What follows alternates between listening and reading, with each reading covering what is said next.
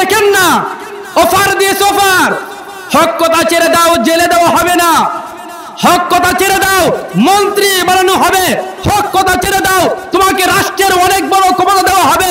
কিন্তু ওই সমস্ত উলামায়ে কেরাম, ওই সমস্ত ইমানদাররা বলে তোর ক্ষমতার মধ্যে লাথি দিলাম, তোর গদির মধ্যে লাথি দিলাম, হক কথা বলার জন্য জেল যদি খাটতে হয়, হক কথা বলার জন্য যদি ফাঁসির রশি গলার মধ্যে দিতে হয়, ফাঁসির রশির মধ্যে জ্বলবো, হক ছাড়বো না।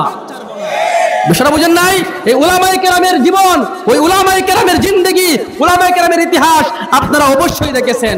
আমরা উমরের উত্তরাধিকারী, আমরা খালিদ ইবনে ওয়ালিদের উত্তরাধিকারী, আব্দুল্লাহ ইবনে তামিরের উত্তরাধিকারী। স্পষ্ট ভাষায় বলতে চাই, এই বাংলার জমিনের মধ্যে ইসলামের কথা চলবে তো চলবেই। দুর্বলতা আল্লাহর না, দুর্বলতা আমার আর আপনার। কারণ কালামুল মুলুকে মুলুকুল কালাম, বাদশার কথা কথার রাজ্যের বাদশা। সুবহানাল্লাহ বলেন, আল্লাহর কথা কথার রাজ্যের বাদশা। কসম খায়া গুরুত্ব বোঝানোর প্রয়োজন নাই, আল্লাহ তো এমনিই গুরুত্ব, বাদশার কথা তো এমনিই গুরুত্ব। বিষয়টা বুঝেন নাই? আমি একটা কথা বললাম, এই কথার আর গুরুত্ব বেশি হবে না। প্রধানমন্ত্রী যদি বলে গুরুত্ব বেশি হয়, মিষ্টি লাউ দিয়ে ও বেগুনি খাওয়ান যায়, মিষ্টি লাউ দিয়ে ও বেগুনি বানানি যায়, ভাইরাল বাবা, লগে লগে ভাইরাল। বিষয়টা বুঝেন নাই? তো যে যেমন তার কথার ওজন তেমন। আল্লাহ বলেন ওয়াসসামাই যাতিল বুরুজ, আমি বুরুজ বিশিষ্ট আকাশের শপথ খাইতেছি। পরে একটা জিনিস বুঝাইবে, পরে বলবে ওয়াল ইয়াউমিল মাউউদ, ওয়াল ইয়াউমিল মাউউদ, আমি আল্লাহ কিয়ামত দিবসের শপথ খাইতেছি। কিয়ামত দিবসের দাম আছে না নাই? কিয়ামত দিবসের গুরুত্ব আছে না নাই? ওই দিন মানুষের জিন্দেগির সমস্ত জিন্দেগির হিসাব টানা হবে। কি করছো, কি করছেন, কি উপার্জন করছেন, হিসাব টানা হবে। 60 থেকে 70 বছর জীবনের মধ্যে আল্লাহ আপনাকে যে হায়াত দিল, কি করলেন আল্লাহর জন্য, কি নিয়ে আইলেন, আপনি ইহার হিসাব দেওয়া হবে কিয়ামতের দিন। এই দিনের গুরুত্ব আছে না নাই? আল্লাহ বলেন ওয়াসসামাই যাতিল বুরুজ ওয়াল ইয়াউমিল মাউউদ ওয়া শাহিদি ওয়া মাশহুদ। আল্লাহ বলেন আমি শাহিদ এবং মাশহুদের কসম খাইতেছি।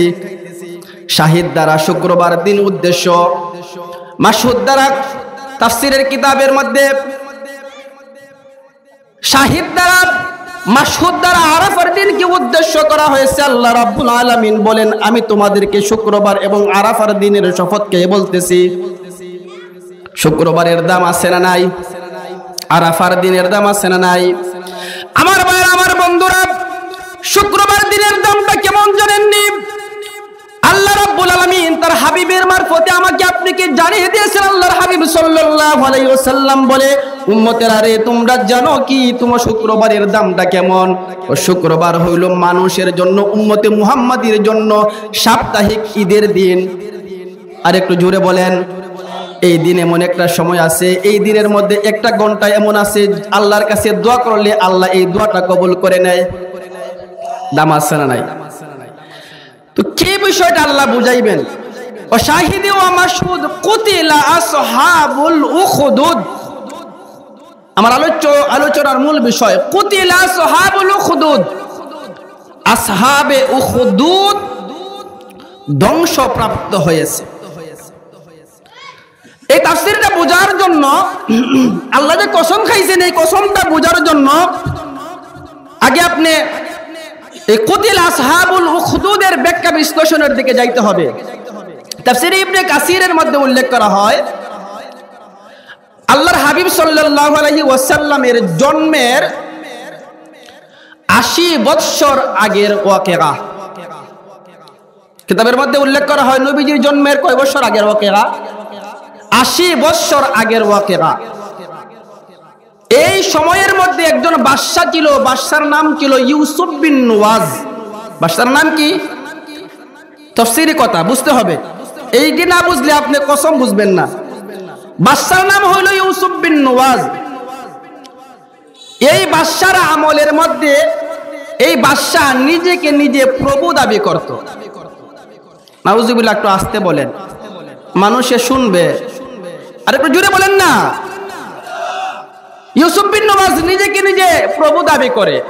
তো তার জামানার মধ্যে জাদুবিদ্যার দ্বারা সে রাষ্ট্র পরিচালনার একটা ভাগ রাষ্ট্র পরিচালনা করতো জাদুর বিদ্যার দ্বারা।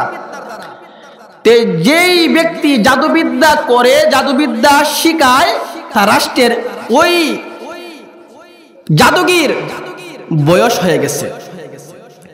তো সুরের ফুত শুরু হয়, জাদুগিরের মরে যাবে, একটা জাদুগিরের একটা সন্তান, একটা ছেলা ফেলা রাখতে যাওয়ার দরকার আছে না নাই? আবু জাহেল চলে গেছে, আবু জাহেলের একটা দল আছে না নাই? আপনাদের করিমগঞ্জ নাই? কি কয়? এও আছে। নাউজুবিল্লাহ। তো ওই জাদুগির চলে যাবে, জাদুগিরে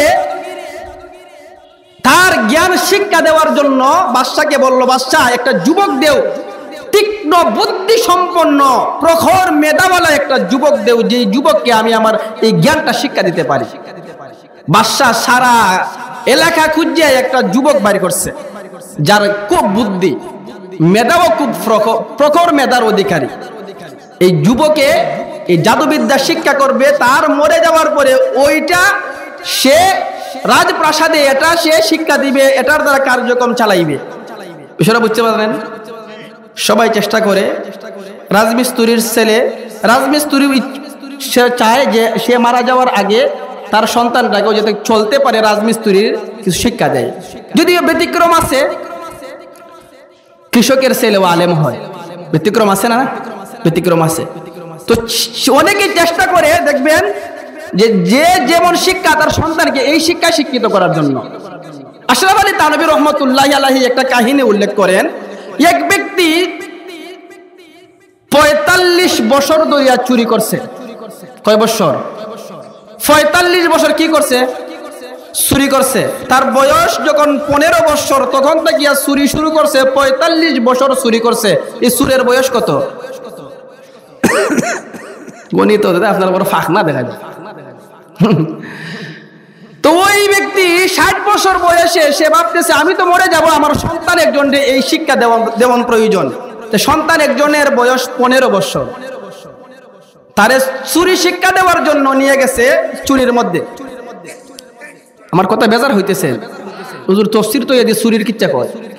হ্যাঁ, তো সে নিয়ে গেছে তার সন্তানকে চুরি করবে, আর সন্তানকে বলতেছে বাবা আমি যেভাবে চুরি করব তুমি দেখবা, শিখবা, আর এইভাবে তুমি চুরি করবা। তো আমি তোমাকে বলতেছি, আমি যখন চুরি করব তখন যদি কোনো মানুষ আমারে দেখে অথবা কোনো মানুষ চলে আসে, তখন আমার একটা সিগন্যাল দিবা। প্রতিটা সেক্টরের আলাদা আলাদা সিগন্যাল আছে না? সিগন্যালটা কি? আমারও তুমি সিগন্যাল দিবা, আইলো রে করার পরে ওই আমিও দৌড় দিব, তুমিও দৌড় দিবা। দৌড় দেওয়ার পরে গিয়া ও করিমগঞ্জের টাওয়ারের কাছে গিয়া তুমিও দোলাও ভাই, আমিও দোলাই, পরে বাপ্প তখন গিয়ে একটা পরামর্শ হবে, বুঝছেন না? সারা শরীরের মধ্যে তেল মাখছে, ফিসলা করে লেছে তেল মাখিয়া। সূর্যের যদি দৌড়ে যেতে ফিসলিয়ে জায়গা। আর আগের জমানায় শিংকুদ্দা চুরি হইতো। হ্যাঁ, শিংকুদ্দা চুরি হইলে আগে মাথা দিত না। মাথা যদি দেয় মালিক যদি তাকে সজাগ, মাথা থাকবো নি, ফালাই দিব না। তে আগে একটা ফাতিল দিত, ফাতিলের তল বাজু সে কালো, তো ফাতিল দিত। আর এমতা অবস্থায় সন্তানে বলে আইলো রে বাবা, রইছিনি, আসেনি, দৌড় দিছে, এক দৌড়ে টাওয়ারের দ্বারা।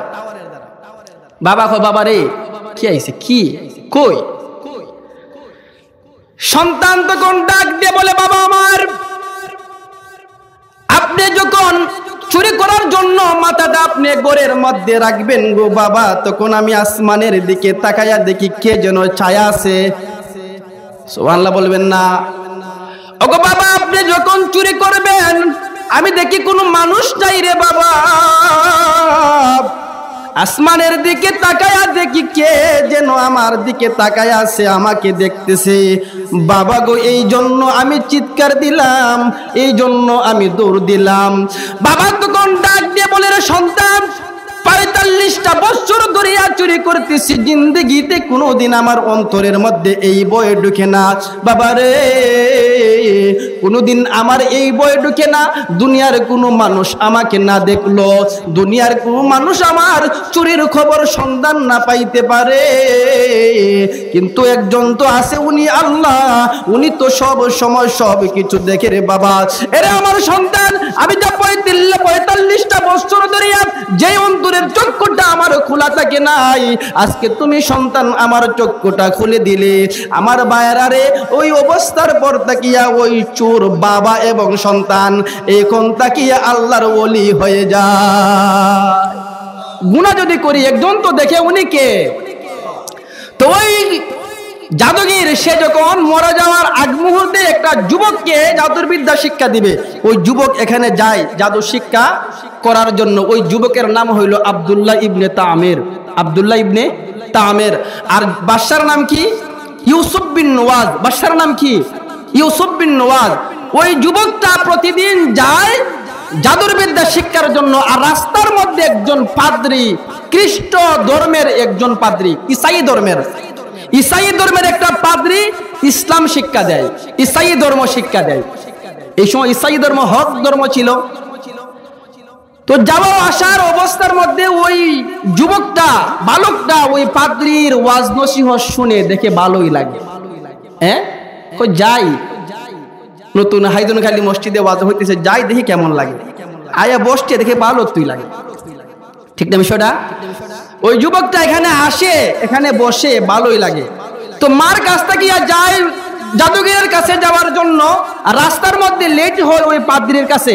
পাদ্রীর কাছে যখন জাদুগিরের কাছে যায়, লেট হয়, জাদুগির মারে। বাড়িতে আসার পরে মা ও মারে লেট হওয়ার জন্য। বিষয়টা বুঝেন নাই? এভাবেই তার জীবন চলতেছে, এভাবেই সে দিন কাটাইতেছে। আমার ভাইরা, আমার বন্ধুরা, এভাবেই তার জীবন চলতেছে, এভাবেই তার জীবন কাটতেছে। একদিন ওই যুবকটাকে এমন ভাবে তার সন্তান মা মারে, তার জাদুগিরও মারে।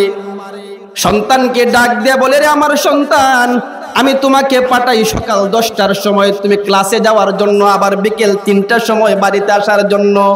তুমি বিকেল 3টার সময় না আসিয়া 4টার সময় আসো, কারণটা কি? তো ইসাই পাদ্রী শিক্ষা দিয়েছি, এবার যুবক, তুমি তোমার মাকে বলবে জাদুগির আমার লেট করছে, আর জাদুগিরকে বলবে মা বাড়ি থেকে বের হইতে লেট করছে। দুখান দিয়ে বাঁচলো না? মাকে বলছে জাদুগির লেট করছে, আর জাদুগিরকে বলছে মা লেট করছে। এভাবে কয়েকদিন যাওয়ার পরে সে ইসলামও শিখলো, জাদুবিদ্যাও শিখলো। দুই জ্ঞানে জ্ঞানী। একদিন ওই আব্দুল্লাহ ইবনে তামির সে যখন রাস্তা দিয়ে হাঁটবে, তখন দেখে রাস্তার মধ্যে একটা হিংস্র প্রাণী। কোন কোন কিতাবের মধ্যে উল্লেখ করা হয় বাঘ অথবা সিংহ, যেটাই হোক হিংস্র একটা প্রাণী। আব্দুল্লাহ ইবনে তামির এই হিংস্র প্রাণী দেখার পরে সে মনে মনে ভাবলো, আমার কাছে তো দুইটা জ্ঞান আছে, জাদুবিদ্যাও আছে, ইসলামের শিক্ষাও আছে, দেখি কোন জ্ঞান সঠিক, কোন ধর্ম সঠিক, দুটা ধর্মের আছে, কাজে লাগাবো। সুবহানাল্লাহ বলেন না? আব্দুল্লাহ ইবনে তামির বালক মানুষ, হাতের মধ্যে একটা কঙ্কর নিলেন। হাতের মধ্যে কঙ্করটা নিয়ে সে মনে মনে ভাবতেছে, আমি ওই কঙ্কর দিয়া হিংস্র প্রাণীকে বা সিংহকে বা বাঘকে আঘাত করব। আমার বন্ধুরা, আমার ভাইয়েরা, কথাগুলো লক্ষ্য করেন। আব্দুল্লাহ ইবনে তামির যখন সে ভাবলো আমি হিংস্র প্রাণীকে আঘাত করব কঙ্কর দ্বারা, বলেন না একটা কঙ্করের আঘাতে কি একটা বাঘকে মারা সম্ভব? একটা সিংহ কি একটা কঙ্করের আঘাতে মারা সম্ভব? কিন্তু একজন মারতে পারে, উনি কে? আর একটু জোরে বলেন, উনি কে? আমার ভাইরা, আমার বন্ধুরা, আল্লাহ রাব্বুল আলামিন ওই যুবকের অন্তরের মধ্যে ঈমান দিয়েছে। ঈমানের শক্তি যদি কোনো ব্যক্তির অন্তরের মধ্যে থাকে, তাহলে ওই ব্যক্তির জন্য অনেক কঠিন বিষয়ও সহজ হয়ে যায়। সুবহানাল্লাহ বলবেন না? অনেক কঠিন বিষয়ও সহজ হয়ে যায়। আল্লাহর ওই বান্দা আব্দুল্লাহ ইবনে তামির একটা হাতের মধ্যে কঙ্কর নিয়ে প্রভুকে ডাক দিয়ে বলে, প্রভু, আমি জাদুবিদ্যাও জানি, তোমার জ্ঞানও জানি, প্রভু গো আজকে আমি দেখব কোনটা সঠিক। তোমার ধর্ম ইসলাম যদি সঠিক হয়, আমি কঙ্করটার আঘাত করার মাত্র যদি ওই প্রাণীটা মারা যায়, তাহলে বুঝবো তোমার ধর্মটা সত্য। সুবহানাল্লাহ বলবেন না? আমি বুঝতে পারবো তোমার ধর্মটা সত্য। আব্দুল্লাহ ইবনে তামির রহমাতুল্লাহি আলাইহি ওই কঙ্করটা হাতের মধ্যে নিয়ে দাঁড়ায় রয়েছে। এমন অবস্থায় চতুর্দিকে অনেক মানুষ জমা হয়ে গেছে। হিংস্র প্রাণী দেখলে মানুষ জমা হবে কি হবে না? বউ বাজারের মধ্যে একটা বড় বাঘ, ফুলা ফান্ডে গরু রাখতে পারবেননি, থাকবে গরু, তাড়াতাড়ি যাই রে বাঘ ধরেছি বাঘ। সমস্ত মানুষ, এখানে অনেক মানুষের জামাত। আব্দুল্লাহ ইবনে তামির রহমাতুল্লাহি আলাইহি একটা ছোট্ট কঙ্কর দ্বারা যখন আঘাত করলেন, আমার ভাইরা, আমার বন্ধুরা, ওই ছোট্ট কঙ্করের দ্বারা আঘাত করতে দেরি হয়েছে। ওই হিংস্র প্রাণীটা ছটফট করিয়া মরতে একটা মুহূর্ত লেট হয় নাই। সুবহানাল্লাহ, একটু জোরে বলেন না? আমার ভাইরা, আমার বন্ধুরা, আব্দুল্লাহ ইবনে তামির ওই হিংস্র প্রাণীটাকে আঘাতের দ্বারা মারার পরে চতুর্দিকে সমস্ত মানুষগুলো তাকায় আছে আর আশ্চর্য হয়ে গেছে। আব্দুল্লাহ রে, তোমার মধ্যে এমন কি শক্তি আছে, এমন কি পাওয়ার আছে, যেই পাওয়ারের দ্বারা, যেই জবানের দ্বারা তুমি একটা কি উচ্চারণ করলে আর ছোট্ট কঙ্করের দ্বারা আঘাতের দ্বারা ওই প্রাণীটা মারা গেল রে আব্দুল্লাহ। তুমি জানি না তুমি কোন শক্তির দ্বারা তুমি শক্তিমান। আব্দুল্লাহ ইবনে তামির কি সমস্ত মানুষগুলো এই দৃশ্য দেখার পরে তার একটা মুরিদ হয়ে গেছে, ভক্ত হয়ে গেছে। স্বাভাবিক বিষয় ভক্ত হওয়ার এই কথা, বিষয়টা বুঝেন নাই? স্বাভাবিক বিষয় ভক্ত হওয়ার এই কথা। আব্দুল্লাহ ইবনে তামির প্রত্যেকটা মানুষকে বুঝাইতেছে, এটা আমার কোনো শক্তি না, এটা কার শক্তি? আরো জোরে বলেন, কার শক্তি? আব্দুল্লাহ ইবনে তামিরের কাছে অনেক মানুষ অনেক প্রয়োজন নিয়ে আব্দুল্লাহ ইবনে তামিরের কাছে যায়। আব্দুল্লাহ রে, আমরা বিপদে পড়ছি রে আব্দুল্লাহ, তুমি আমাদেরকে সাহায্য করো, আমাদেরকে সহায়তা করো। আব্দুল্লাহ ইবনে তামিরের কাছে যে যে বিপদ নিয়ে যায়, ওই বিপদ কি উদ্ধার হয়ে যায়? সুবহানাল্লাহ বলেন। একজন অন্ধ ব্যক্তি চোখে দেখে না, আব্দুল্লাহ ইবনে তামিরের কাছে গেল। আব্দুল্লাহ ইবনে তামির আল্লাহর নাম নিয়ে ওই ব্যক্তিকে যখন ফু দেয়, ওই ব্যক্তিটাও ভালো হয়ে যায়। এই পাওয়ার দিছে কে? আরো জোরে বলেন, দিছে কে? মোল্লারা দেখবেন, মোল্লারা ভালো কোনো টাকা পয়সার মালিক না, গাড়ি নাই, বাড়ি নাই, ধন দৌলত নাই, কিন্তু মুখের মধ্যে এই পরিমাণ পাওয়ার, বড় বড় রোগ একটা মুখের ফু দ্বারা ভালো হয়ে যায়। সিলেটের গড়ফুরি হুজুরের একটা বক্তব্য এখনো আপনারা ইউটিউবে চার্জ দিলে পাইবেন। ক্যান্সার ভালো হয়েছে ফুড দ্বারা, ক্যান্সার।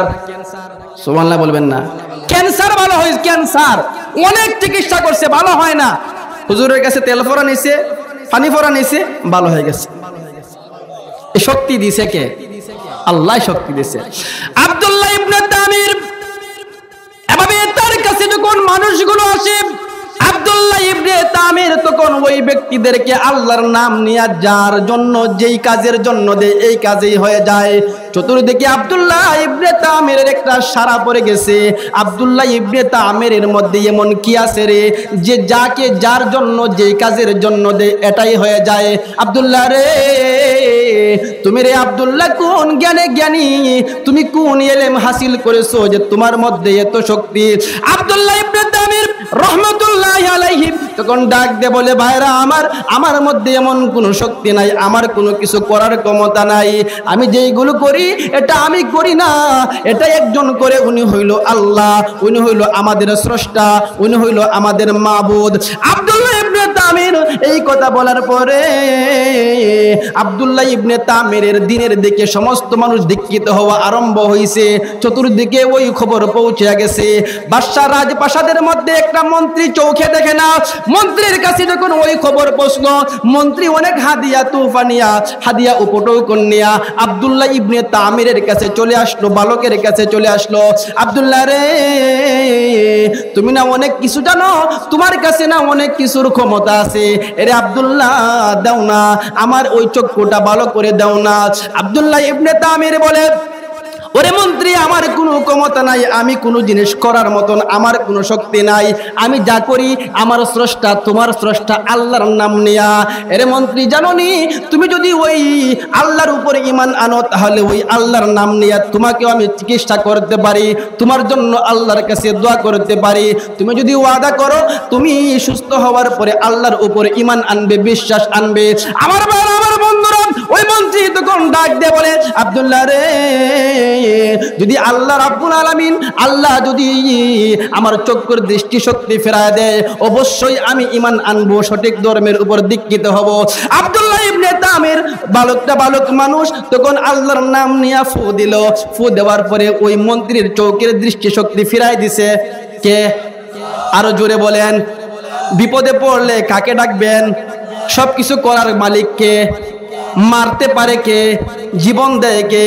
আব্দুল্লাহ ইবনে তামির বালক মানুষ ওই ব্যক্তি যখন ওই মন্ত্রীকে চোখের জন্য ফু দিলেন, চোখের দৃষ্টি শক্তির জন্য আল্লাহর কাছে দোয়া করলেন, তার চোখের দৃষ্টি শক্তি আল্লাহ ফেরায় দিয়েছে। মন্ত্রী তখন আবার ওই রাজপ্রাসাদের মধ্যে চলে গেছে ইসলাম ধর্ম গ্রহণ করিয়া। রাজা দেখে ওই মন্ত্রীটা চোখে দেখে সুন্দর করিয়া কাজ করতেছে। মন্ত্রী গো, তুমি না এতদিন চৌকে দেখতে না, এখন কিভাবে তুমি চৌকের মধ্যে দৃষ্টি শক্তি পাইলা, কি হইছে? তখন ওই মন্ত্রী ডাক দিয়ে বলে, বাদশারে, আমাকে আমার প্রভু আমার দৃষ্টি শক্তি ফিরাই দিয়েছে। বাদশা তখন হাসি মারছে আর খুশি হইছে। ঠিকই বলছো। বাদশা কি কয়? ঠিকই বলছো, আমি দিছি। কারণ বাদশা তো নিজে খোদা দাবি করে, বাদশা নিজে প্রভু দাবি করে না। বাদশা কয় ঠিকই বলছো, আমি তোমার চোখের দৃষ্টি শক্তি ফিরাই দিচ্ছি। মন্ত্রী তখন ডাক দে বলে, বাদশা না রে বাদশা না, তুমি আমার চোখের দৃষ্টি শক্তি ফেরাই দেও নাই, তুমি আমার প্রভু হবে কিভাবে? তুমিও ভাত খাও আমিও ভাত খাই, তোমারও হাত আছে আমারও হাত আছে, তোমারও যৌন চাহিদা আছে আমারও যৌন চাহিদা আছে, তুমি আমার প্রভু হবে কিভাবে? আরে বাদশা, জানোনি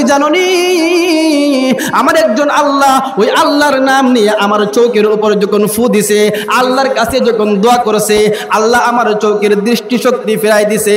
এই আল্লাহ শুধু আমার আল্লাহ না, এই আল্লাহ শুধু আমার স্রষ্টা না, এই আল্লাহ আমাকেও বানাইছে, তুমি বাদশারেও বানাইছে। ঠিক না বে ঠিক? আমাকেও বানাইছে, তুমি বাদশাকেও বানাইছে। বাদশা রাগান্বিত হয়ে গেল। আপনি তখন ওই মন্ত্রীকে বলতেছে, তুমি ওই আল্লাহর সন্ধান কিভাবে পাইলে?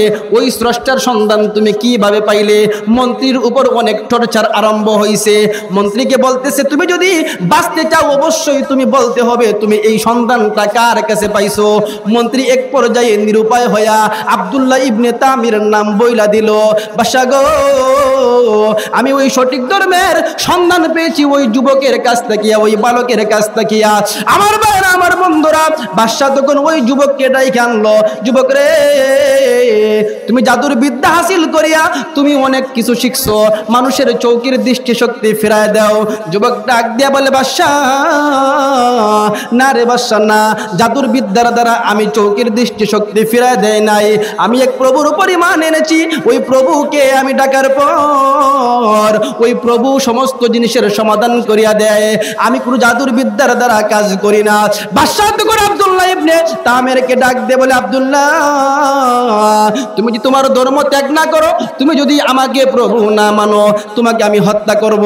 আর বলো তোমাকে ওই ধর্মের সন্ধান কে দিয়েছে? এক পর্যায়ে নিরুপায় হয়ে আব্দুল্লাহ ইবনে তামির ডাক দিয়ে বলে, বাদশা রে, অমুক গ্রামের পাদ্রী আমাকে সঠিক ধর্মের সন্ধান দিয়েছে, প্রভুর সন্ধান আমাকে দিয়েছে। আব্দুল্লাহ ইবনে তামির বলার পরে ওই পাদ্রীকে বাদশা হাজির করলো। ওই পাদ্রীকে হাজির করার পরে পাদ্রীকে ডাক দিয়ে বলে, পাদ্রী, তুমি অবশ্যই আমাকে প্রভু আনতে হবে, তুমি আল্লাহকে ত্যাগ করতে হবে, তোমার ধর্ম ছাড়তে হবে, অন্যথায় তোমাকে আমি হত্যা করব। নাউজুবিল্লাহ বলে না। কার উপর ঈমান আনছিল? কার উপর? আল্লাহর উপর ঈমান আনছে, হকের উপর আছে, এই জন্য বলে হত্যা করবে। আজও আপনি যদি হকের উপরে থাকেন আপনার উপর জুলুম আসবে। এই তাফসীর আজকেও যদি আপনি হকের উপরে থাকেন আপনার উপর জুলুম আসবে। এই জুলুমটা শুধু ক্ষান্ত হবে না মুখের কথায়, আপনি জেলের মধ্যে যাইতে হবে। কথা বলে না, জেলের মধ্যে যাইতে হবে। জেলের মধ্যে যাইতে হবে। এক পর্যায়ে এমন হইতে পারে ইমানের কঠিন পরীক্ষার মধ্যে আপনার গলার মধ্যে ফাঁসির রশি ঝুলতে পারে। ইমানের কঠিন পরীক্ষার মধ্যে এমন হইতে পারে আপনাকে ক্রস ফায়ার করতে পারে। এই ইমানের পরীক্ষার মধ্যে যদি অটল এবং অবিচল থাকো, আল্লাহ তোমাকে স্মরণ রাখবে, পৃথিবীর মানুষ তোমাকে স্মরণ করে, পৃথিবীর মানুষ তোমাকে স্মরণ রাখবে। আর যদি তুমি এই ইমানের মধ্যে অটল এবং অবিচল থাকতে পারো, তাহলে তুমি আব্দুল্লাহ ইবনে তামিরের উত্তরাধিকারী। জুড়ে বলেন।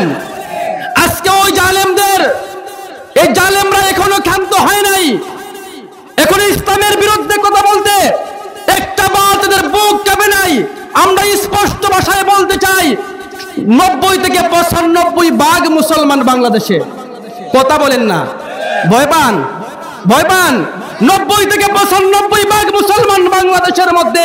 ওই দেশের মধ্যে ইসলামের কথা হবে, ওই দেশের মধ্যে কোরআনের কথা হবে, হাদিসের কথা হবে। তোমার যদি কোরআনের কথা শুনতে ভালো না লাগে, হাদিসের কথা শুনতে ভালো না লাগে, ইসলামের উপর চলতে ভালো না লাগে, পাশের দেশ ভারতের দরজা খোলা, চলে যাও, মামুর বাড়িতে চলে যাও। এখানে ইসলামের কথা হবে, হাদিসের কথা হবে। ইহার বিরুদ্ধে যদি তুমি কোনো কথা বলো, জিহ্বা টেনে ছিঁড়ে ফেলা হবে। কথা বুঝেন নাই? আমরা উমরের উত্তরাধিকারী, আমরা খালিদ ইবনে ওয়ালিদের উত্তরাধিকারী, আব্দুল্লাহ ইবনে তামিরের উত্তরাধিকারী। স্পষ্ট ভাষায় বলতে চাই, এই বাংলার জমিনের মধ্যে ইসলামের কথা চলবে তো চলবেই।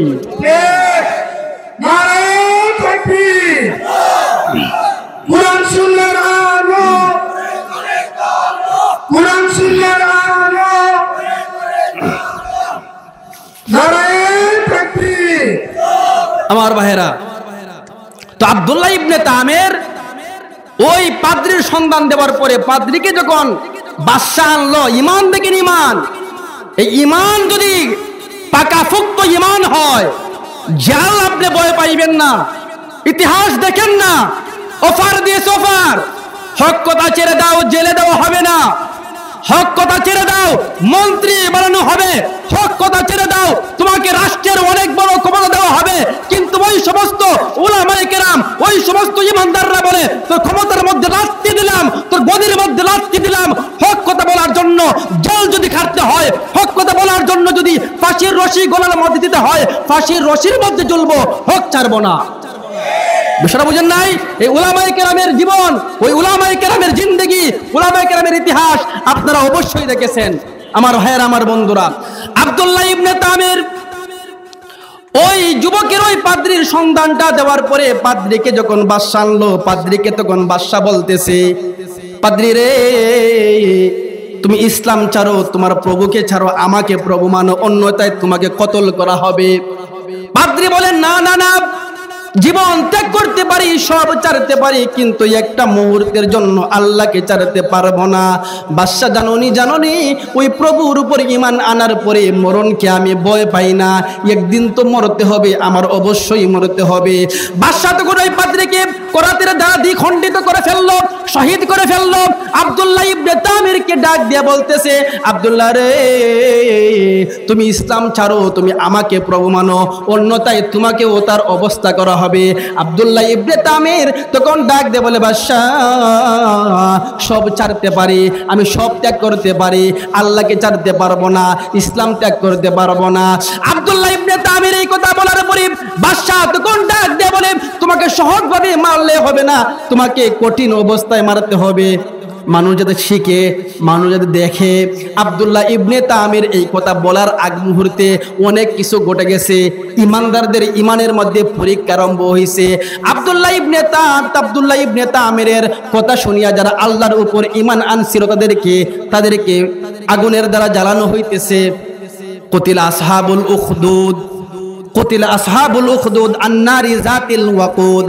আল্লাহ রাব্বুল আলামিন তার কিতাবের মধ্যে, কোরআনের মধ্যে উল্লেখ করেন, ওই সমস্ত ইমানদারদেরকে ইমানের পরীক্ষার মধ্যে যখন নিক্ষেপ করা হয়েছে, ইমানদারদেরকে ইমানের পরীক্ষা যখন নিতেছে, আব্দুল্লাহ ইবনে তামিরের কথার পরে অনেক মানুষ যখন ইমান আনলো, ওই ইমানদারদেরকে আগুনের মধ্যে নিক্ষেপ করা হয়। কিন্তু ওই ইমানদারদের ইমানের মধ্যে আল্লাহ এমন পাওয়ার দিছে, আগুন ডে ভয় পায় না, মরণ ডে ভয় পায় না। ওই ইমানদাররা জানো নি রে ভাই, ওই ইমানদাররা নির্দ্বিধায় তারা আগুনের মধ্যে জাপ দেয়, তারা একটু মরণকে ভয় পায় না, মরণকে শাহাদাতের মরণকে তারা সুন্দর করিয়া তারা মনকে বোঝায়া তারা আগুনের মধ্যে জাপ দিতেছে, তারপরও ইসলামকে ছাড়তেছে না, ইমানকে ছাড়তেছে না। সুবহানাল্লাহ বলেন। ওই সমস্ত মুমিন মুসলমানরা আগুনের মধ্যে জাপ দেয়, আগুনের মধ্যে তাদেরকে নিক্ষেপ করার পরে তারা ঈমান ছাড়ে না। এমত অবস্থায় একটা শিশু বাচ্চা কোলের মধ্যে নিয়া একটা মা জননী আগুনের পাশে দাঁড়ায় আছে আর চিন্তা করতেছে কি করবে কি করবে। তখন শিশু সন্তানের জবানটা আল্লাহ রাব্বুল আলামিন খুলে দিয়েছে, মা গো, ওগো মা তুমি কি চিন্তা করতেছো গো মা, তুমি কি চিন্তা করতেছো? ওগো মা জননী, এইটা আমি দেখতেছি স্পষ্ট, ওই আগুনের মধ্যে তুমি নিক্ষেপ হওয়ার পরে ওগো মা, নিক্ষেপটা হইতে দেরি হবে, তোমাকে আল্লাহ রাব্বুল আলামিন জান্নাতের মধ্যে দিতে লেট করবে না। ওগো মা জানোনি, এই আগুনটার মধ্যে পড়তে লেট হবে, আল্লাহ তোমার উপর সন্তুষ্ট হইতে লেট হবে না। ওগো মা, চিন্তার কোনো কারণ নাই, তুমি আগুনের মধ্যে জাপ দাও, আগুনের মধ্যে পড়ে যাও, ইমানের উপর অটল এবং অবিচল থাকতে গিয়া জীবন দিয়ে দাও, ইমান বিক্রি করিও না।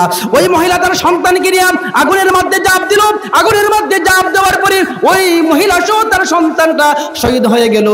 বাদশা তখন আব্দুল্লাহ ইবনে তামিরকে শহীদ করার জন্য একদল বাহিনী দিয়া বাদশা আব্দুল্লাহ ইবনে তামিরকে পাঠাইছে পাহাড়ের মধ্যে, যে তোমাকে মারবো, সমস্ত মানুষ দেখবে, মানুষগুলো শিক্ষা নিবে। আব্দুল্লাহ ইবনে তামিরকে পাহাড়ের মধ্যে নিছে, কিন্তু সবাই পাহাড় থেকে পড়ে মারা গেছে, আব্দুল্লাহ ইবনে তামির মরে নাই। সুবহানাল্লাহ বলেন। বাঁচাইছে কে? ওই আল্লাহ আসেনি, এখনো আছে। তো আব্দুল্লাহ ইবনে তামিরকে আবার সাগরের মধ্যে নিক্ষেপ করার জন্য, সাগরের মধ্যে ডুবানোর জন্য আব্দুল্লাহ ইবনে তামিরকে সাগরের মধ্যে নেওয়া হলো। সাগরের মধ্যে নেওয়ার পরে সমস্ত বাহিনীগুলো মারা যাইল, আব্দুল্লাহ ইবনে তামির মরল না। বাদশা ডাক দিয়ে বলে, আব্দুল্লাহ, সবাই মারা গেল, আমার বাহিনীগুলো কোথায়, আর তুমি কি এভাবে বাঁচলে? আব্দুল্লাহ ইবনে তামির বলে, ওগো বাদশা, জানোনি আমার আল্লাহ আমারে বাঁচাইছে। আরো আগুন ধরায়, আরো শরীরের মধ্যে আগুন ধরায় দে বাদশা তখন আব্দুল্লাহ ইবনে তামিরকে মারার জন্য অনেক ফন্দি খুঁজতেছে। সংক্ষিপ্ত কথা, বাদশা এইগুলো করার পরে আব্দুল্লাহ ইবনে তামির ডাক দিয়ে বলে, বাদশা, তুমি আমাকে মারতে পারবে না, কোনো পন্থায় তুমি আমাকে মারতে পারবে না, আমি যেই কথা বলবো আমার কথা মতো তুমি যদি মানো তাহলে মারতে পারবে। সুবহানাল্লাহ বলেন না। আব্দুল্লাহ ইবনে তামির বলল, বাদশা, একটা গাছের গুড়ির মধ্যে আমার দুইটা হাতকে এভাবে বাঁধবে, এভাবে বাঁধার পরে একটা তীর নিবে, একটা তীর নিয়ে তুমি ওই তীর যখন নিক্ষেপ করবে তখন তুমি বলবে, এই গুলামের রবের নাম নিয়ে আমি নিক্ষেপ করলাম, বিসমিল্লাহি হাজিহিল গুলাম রাব্বি হাজিহিল গুলাম। এই কথা বলার পরে যখন তুমি আমাকে তীরটা নিক্ষেপ করবে, আমার কপালের মধ্যে আমার তীরটা নিক্ষেপ করবে, তখন আমি শহীদ হয়ে যাব। যেমন কথা তেমন কাজ, বাদশা এমনই ব্যবস্থা করলো। আব্দুল্লাহ ইবনে তামিরকে শহীদ করার জন্য আব্দুল্লাহ ইবনে তামিরকে গাছের মধ্যে বাঁধিয়া একটা তীর নিক্ষেপ এভাবেই করলো। তীরটা নিক্ষেপ করতে রে ভাই দেরি হয়েছে। আব্দুল্লাহ ইবনে তামির যুবক মানুষ, আব্দুল্লাহ ইবনে তামির তার ওই জায়গার মধ্যে হাতটা ধরছে, হাতটা এভাবে ধরিয়া এভাবেই আব্দুল্লাহ ইবনে তামিরের শাহাদাত বরণ করেছে, শহীদ হয়ে গেছে। আল্লাহু আকবার বলেন। কার জন্য শহীদ হয়েছে? আল্লাহর জন্য। আমরা তো সাধারণ দুনিয়ার জন্য ইমান ত্যাগ করি, সাধারণ দুনিয়ার জন্য আমরা ইমান ছেড়ে দেই। আব্দুল্লাহ ইবনে তামির শহীদ হওয়ার পরে উপস্থিত সমস্ত মানুষ দেখলো বাদশা কত ফন্দি করলো আব্দুল্লাহ ইবনে তামিরকে শহীদ করার জন্য, কিন্তু মারতে পারল না। কিরে কি এমন কি শব্দ উল্লেখ করলো বাদশা, এমন কি উল্লেখ করলো ওই আব্দুল্লাহ ইবনে তামিরের মালিকের নাম। আব্দুল্লাহ ইবনে তামিরের মালিকের নামটা উল্লেখ করার পরে আব্দুল্লাহ ইবনে তামির মারা গেল। আমরা আর বুঝতে বাকি রইল না, আব্দুল্লাহ ইবনে তামির অবশ্যই যেই প্রভুর ইবাদত করে, যেই প্রভুর উপর ঈমান আনছে, এই প্রভু সঠিক প্রভু। সুবহানাল্লাহ বলেন না। সঠিক প্রভু। এই ওয়াকিয়ার পরে আব্দুল্লাহ ইবনে তামিরের এই ওয়াকিয়া যারা দেখছে তারা দলে দলে সবাই ইসলাম গ্রহণ করে ফেলেছে। ইমানের জন্য জীবন দিছে একজনের, আব্দুল্লাহ ইবনে তামির। হাজার হাজার মানুষ ইসলাম গ্রহণ করে ফেলছে। আর এই ওয়াকিয়ার পরে বাদশা ইউসুফ বিন নওয়াজ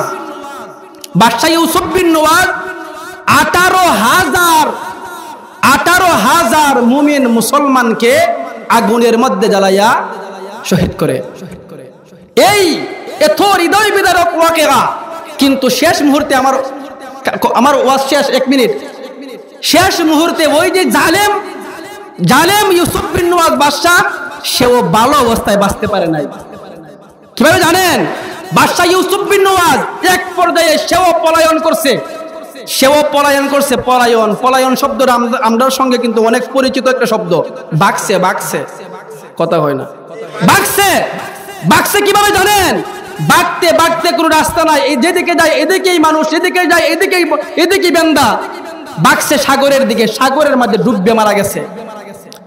তো প্রথম তো সঠিক কথা বলেছিল, প্রথম তো হক কথা বলেছিল, সঠিক ধর্মের দাওয়াত দিয়েছিল। শুনো নাই ও দুনিয়ার জালেমেরা, শুনো বাদশা ইউসুফ বিন নওয়াজের এই কাহিনী থেকে সবক হাসিল করো। দুনিয়ার জালেমরা জুলুম প্রতি বেশি দিন থাকতে পারে না, জুলুম বেশি দিন করতে পারে না।